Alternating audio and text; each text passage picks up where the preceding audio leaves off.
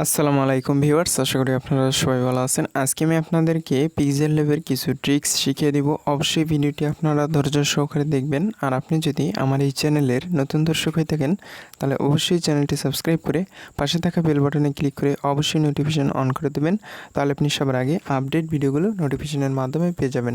তাহলে চলুন আজকের ভিডিওটি দেখে নেওয়া যাক। ভিউয়ার্স, পিক্সেল ল্যাব সম্পর্কে অলরেডি আমার চ্যানেলে একটি ভিডিও রয়েছে। আপনারা যদি ওই ভিডিওটি দেখতে পারেন সম্পূর্ণ, তাহলে আপনি পিক্সেল ল্যাব সম্পর্কে আরও ধারণা পেয়ে যাবেন। ফার্স্ট টাইম আমি অ্যাপসটাকে ওপেন করলাম। এইখানে যে ট্রিক্সটা আমি ফার্স্ট টাইম শিখাবো সেটি হচ্ছে যে আপনারা যে কাজটি করবেন, কিভাবে আপনারা সাইজ নেবেন। সাইজ নেওয়ার জন্য আপনি এখানে ক্লিক করবেন, 3 ডট অপশানে ক্লিক করবেন। এরপর আপনি এখানে ইমেজ সাইজ, এখানে আপনি একটি সাইজ দিয়ে দেবেন। এখানে ডিফল্ট দেখুন অনেকগুলো সাইজ রয়েছে, যেমন ইউটিউব থাম্বনেল। এই সাইজটা আপনি যদি দেন অটোমেটিক এখানে ওই টাইপটা সেট হয়ে যাবে। এরপর ওকে বাটনে ক্লিক করলে আপনার কিন্তু এই সাইজটাই হয়ে যাবে। আর যদি আপনি এখানে ডিফল্টভাবে আপনি যদি কোনো সাইজ বসাতে চান তাহলে আপনি এখানে বসাতে পারেন। এইভাবে আপনারা সাইজ বসানোর পর আপনি এরকম একটি আর্টবোর্ড দেখতে পারবেন। আর্টবোর্ডের কালার চেঞ্জ করার জন্য আপনি এখানে ক্লিক করবেন, এরপরে কালার অপশনে ক্লিক দেবেন। এরপরে আপনি এখানে ক্লিক দিলে আপনার এটা কালার চেঞ্জ হয়ে যাবে। এরপরে হচ্ছে আপনি কিভাবে টেক্সটে লিখবেন। টেক্সটে লেখার জন্য এই আইকনে ক্লিক দেবেন। এরপর এখানে টেক্সটে লিখবেন। এখানে আমি লিখলাম, ধরুন এখানে আমি বাংলা লিখলাম, এখানে ওকে দিলাম। এখন এটাকে সাইজ বড় করার জন্য এইভাবে আপনারা এটাকে এই কর্নারে ধরে টান দিলেই আপনার এই লেখাটা বড় হবে। আর আরেকটু ওয়েতে আপনি এখানে লেখা বড় করতে পারেন। সাইজ অপশনে ক্লিক করে আপনি এভাবে লেখা বড় করতে পারেন এবং ছোট করতে পারেন।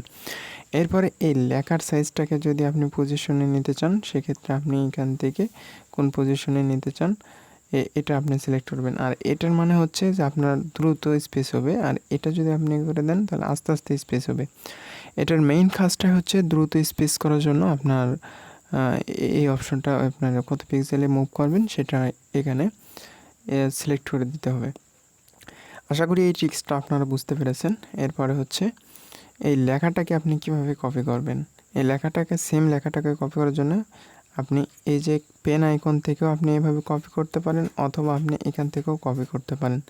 এই যে এই লেখাগুলো কিন্তু এখন অনেকগুলো লেখা হয়ে গেল। এখন আরেকটি ট্রিক্স আমি আপনাদেরকে শিখিয়ে দিচ্ছি, সেটি হচ্ছে যে এইখানে আপনারা দেখতে পারতেছেন এই লেখার কালার আপনি যদি চেঞ্জ করতে চান, এখান থেকে আপনি কালারটা চেঞ্জ করে দিতে পারেন, অথবা আপনি এখান থেকেও কালার চেঞ্জ করে দিতে পারেন। এখন আমি আপনাদেরকে আরেকটি ট্রিক্স শিখিয়ে দিচ্ছি, সেটি হচ্ছে যে ধরুন আপনি কোনো একটা কালার চুজ করতে চান, কোনো একটা থাম্বনেলের কালার আপনি চুজ করতে চান, বা কোনো ইমেজের একটি কালার নিতে চান।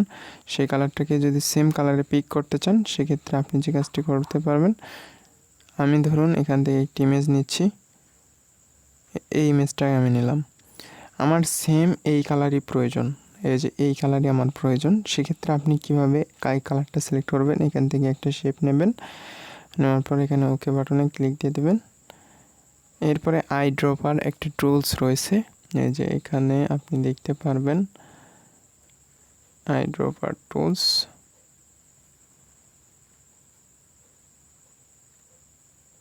এখান থেকে আপনি কালারস অপশনে ক্লিক করবেন।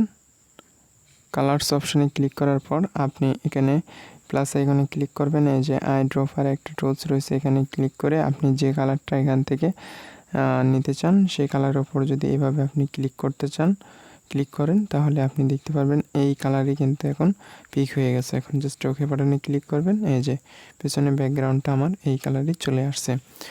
আমি যদি সেম এই কালারে যদি করতে চাই, তাহলে দেখুন সেম ওই রকমই কালার কিন্তু হুবহু এখানে পিক হয়ে যাবে।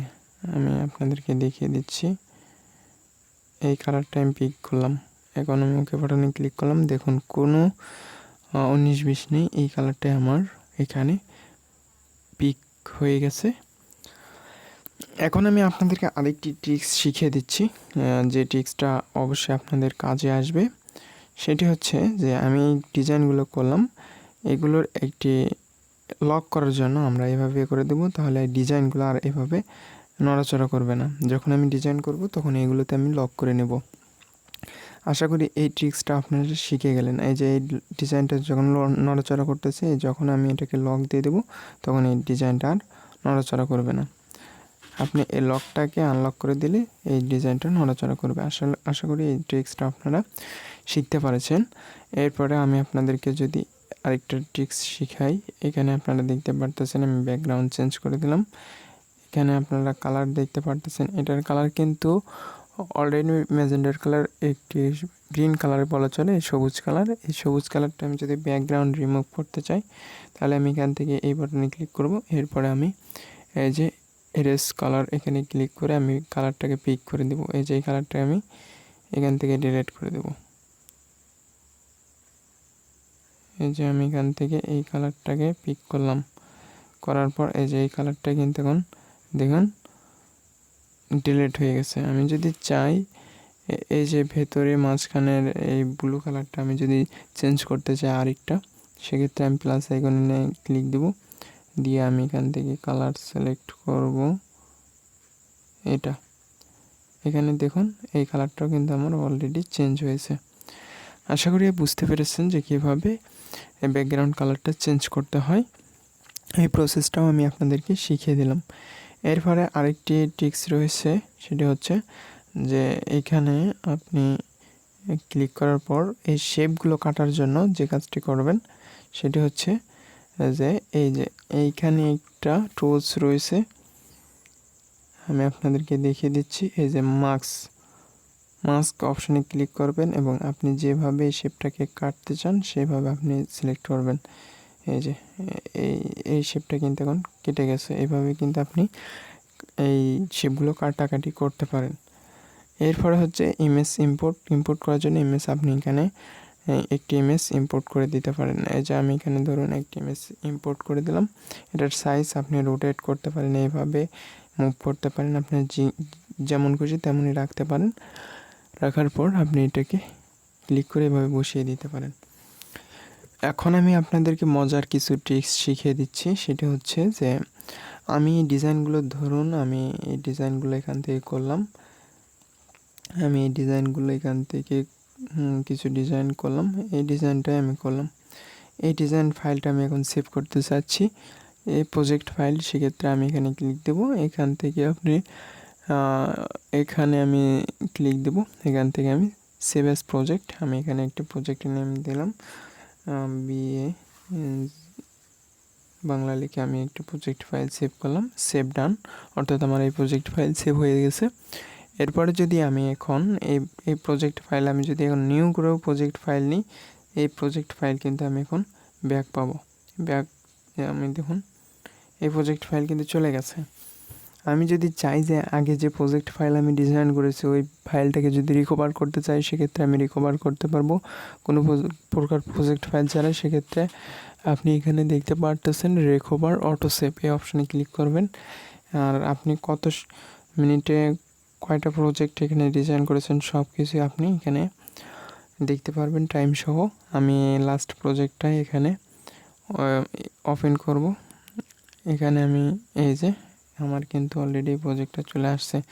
যদি আগের টাইম কাউন্টের প্রজেক্টগুলো দেখি তাহলে আমি দেখতে পারবো যে আগে কি ডিজাইন করেছি সেগুলো আপনারা দেখতে পারবেন। এখানে ওইগুলো প্রজেক্ট শো করবে। যে এখন মেন যে সাবজেক্ট, অর্থাৎ আমরা যে প্রজেক্ট ফাইল এখন ওপেন করব, এখান থেকে আমরা ধরুন ওপেন ফিলিপ ফাইল, অর্থাৎ এই যে আমার প্রজেক্ট ফাইল, আমরা এই যে প্রজেক্ট ফাইল সেভ করেছি এই প্রজেক্ট ফাইল আপনারা অবশ্যই pixellab একটি ফোল্ডারে পেয়ে যাবেন। pixellab ফোল্ডার থেকে আপনারা এই প্রজেক্ট ফাইলটাকে নিয়ে আসবেন। এই যে ওপেন প্রজেক্ট ফাইল, এই যে আমার কিন্তু অলরেডি চলে আসছে ওপেন। এই যে এখানে ক্লিক করলে প্রজেক্ট ফাইলটাকে ওপেন হয়ে যাবে। এইভাবে আপনারা এই কাজগুলো করবেন। এরপর আরেকটি ট্রিক্স আমি আপনাদেরকে শিখিয়ে দিচ্ছি। এখানে ওপেন ফ্লিপ ফাইল, অর্থাৎ আপনারা ফ্লিপ ফাইল ওপেন করার জন্য এইভাবে আপনারা ক্লিক করে ওপেন ফ্লিপ ফাইলে ক্লিক করে দিতে পারেন, অথবা আপনি এখান থেকে শেয়ার করে আপনার মেসেঞ্জার, হোয়াটসঅ্যাপ, এনি যে কোনো জায়গায় আপনি শেয়ার করতে পারেন, অথবা আপনি প্রজেক্ট ফাইল এভাবে এখান থেকে ডিলিটও করে দিতে পারেন। আর সর্বশেষ যে কাজ সেটি হচ্ছে আপনি যেভাবে সেভ করবেন এখানে ক্লিক দেবেন, সেভ অ্যাজ ইমেজে ক্লিক দেবেন, এরপরে আপনি এখানে ক্লিক দিলে এটা সেভ হয়ে যাবে।